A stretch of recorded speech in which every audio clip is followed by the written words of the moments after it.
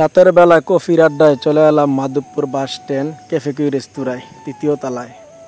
নিরিবিলি পরিবেশ, আলোকসজ্জায় মুখরিত, অনেক মানুষের আনাগোনায় এখানে পরিবেশটা খুব ভালো লাগলো।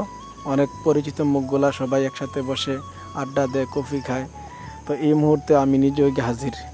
ওখানে গিয়ে একটু বসে আড্ডা দিলাম সাদ্দাম ভাই, তারপর সাদ্দামের বঞ্জামের সঙ্গে আমার খুব ভালো সম্পর্ক।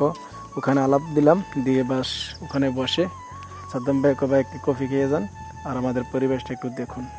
তো ওখানে গিয়ে দেখি বাতিজা হাবিবুল্লাহ সহ মিজান, তারপর অনেক পরিচিত মুখ এখানে উপস্থিত।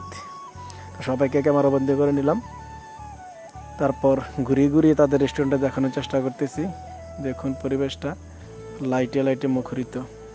এখানে এসে দেখি ভিতরেরও পরিবেশ আছে বসার, ঠান্ডা আছে ফ্রিজের, সাগরের মাছ এখানে বারবিকিউ করে দেয়। এই তো মাছগুলা ফ্রিজ রক্ষিত সাগরের মাছ, কোরাল মাছ থেকে শুরু করে অনেক জাতের মাছ আছে, তারা বারবিকিউ করে দেয়।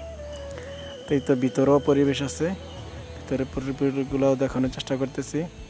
ভিতরে কেচিং রুমে তারা ভাজা পোড়া করতেছে, মাছ বারবিকিউ করে সাজাচ্ছে, কাস্টমারদেরকে দেবে।